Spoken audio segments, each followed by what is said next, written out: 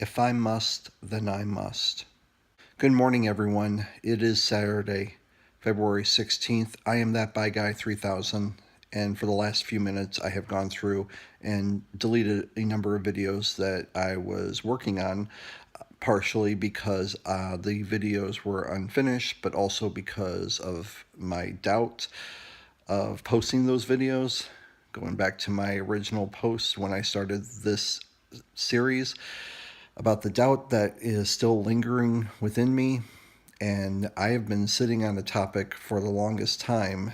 And I finally realized I have to get it out. I have to say my piece regarding it. And I realized that this may cause people to not be happy with me, but I'm not doing it for them, I'm doing it for me. A couple of nights ago, I woke up in a panic about 3 in the morning regarding an interaction that I had with my stepfather, where I ended up near the end of that interaction getting out of a vehicle, him mocking me, and then me flipping him off. When I got up that morning, I was talking with my boyfriend, and this memory came raging back into my head regarding the TV show Life Goes On. And if you don't remember the show, it was a show in the late 80s, early 90s, somewhere around that time frame. And it had Patty LuPone in it, and it dealt with a family who had a son who had Down syndrome, and his nickname was Corky. And there were times where my mother and stepfather, if I did something that was, I can't even find the right word, if it was dumb, if it was off ball, or it doesn't even matter what the context was, where my mother and stepfather would end up calling me Corky. And I thought about the numerous times where they put me down in certain ways, where they made me feel bad about myself, where they made me feel that I was never going to be good or better than somebody else, that there was always somebody else who was going to be better than me. And I realized that there is truth behind that, but it was the way it was said, and it was the context that was behind it. That I didn't feel that I could achieve anything that I wanted to. Couple that with when I was in college, I remember sitting in a restaurant with them, and I had made a decision that I didn't want to continue going on in accounting. And I wanted to pursue other avenues, in which they ended up saying to me that if I didn't stay in the College of Business, that they would refuse to sign my student loans. So obviously, I had to stick with something that I really didn't want to do, because there was an ultimatum behind it. A couple weeks ago, I asked my mother about an incident that happened where I was on winter break, and a friend of mine from college had invited me to see a Chicago Bulls game and invited me to his father's skybox. And it was during the week, and during the winter breaks, I was working in a factory where my parents worked. And I distinctly remember them saying to me, "No, you can't go." And I asked my mother, "Why was that? Why did you not let me go?" And she responded that she did not remember that ever happening. There are so many things that I remember that impacted me and shaped the person I am. And I was listening to a podcast recently of The Honeydew with Ryan Sickler, and they were talking about how growing up, if certain things are framed in a negative connotation, that sticks with you, and it takes a lot of work to get through. And I'm realizing that more and more each day, that I have a lot of work that I have to do to better myself as a person.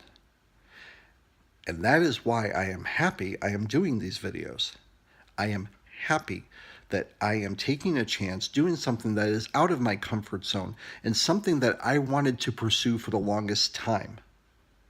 But it makes me wonder why. It makes me wonder why there was that issue of control and also this issue of putting me down, saying to me, oh, well, this person would do it better than you, and just dashing any hope that I had of pursuing something that I might be interested in. Which goes back to me returning to Illinois a year ago. And I went out to dinner with my mother and stepfather and my sister and her husband. And at the end of dinner, my stepfather ended up saying to me that my mother was really happy that I was back. But that's what I realized, is that she was only happy I was back. She wasn't happy about the fact that I took a chance and moved out to Las Vegas for 2 months, because she even said to me that she was not happy about the decision. And then 2 months later, I made the decision to move back out to North Carolina because some opportunities presented themselves. And I couldn't pass up this opportunity. And when I was telling my mother and stepfather that, my mom looked at me and she said, "You make your mom sad." And then that's when it hit me at that moment in time that my happiness to her was dependent on making her happy. And I spent too damn long. I spent too much of my damn time trying to satisfy a need that would never be fulfilled. Those words haunt me because it made me realize that this was never going to change, that this was never going to improve and get better. And the only way for it to get better is for me to make the decision to focus on my happiness and not let anyone determine what my happiness was going forward. As I said earlier, I know that if they see this video, it is not going to make them happy.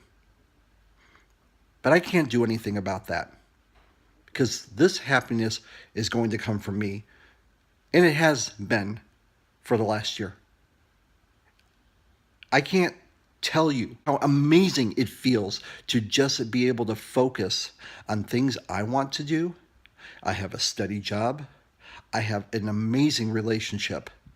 But I also realize that those are just subsets of my happiness.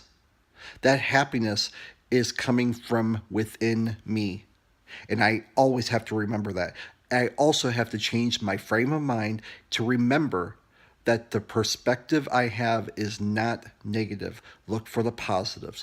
Look for things that are going to be improved upon. Here's a great example. I was looking at some bills that I had, and I was thinking, I'm never going to get these paid down. I'm always going to be in debt.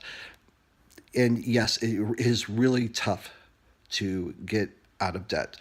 But I realized that if I stay focused and determined and don't do any unnecessary spending, I could have 3 of these bills paid off by the end of this year. And also, that came from changing my mindset to saying, oh, I can achieve this goal. Before, my mindset would have been, this is unachievable. It also just comes back to being happy with those decisions that I'm making in my life. I've been sitting on this.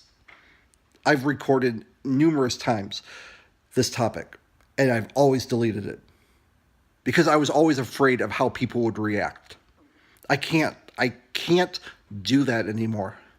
I can't be afraid of what people are going to think. I can't be afraid of what people are going to feel, because at the end of the day, it's about my happiness. This is not coming from a place of attack. It is coming from a place of release and relief. It is something I have been struggling with for as long as I can remember. And I can say that I am genuinely happy for the first time in my life. And I want that to continue. I thank you very much for watching. You can follow me on Instagram and Twitter at thatbyguy3000. Next Friday, I am going to see Coheed and Cambria. I believe I am on, yes, this will be my fourth time. And my boyfriend will be seeing them for the first time. And then also we will be seeing them in Georgia at the end of May. This is what I'm talking about. I'm achieving these new levels of happiness, and it feels amazing. As always, thank you very much for watching. I love all of you, and I'll talk to you soon.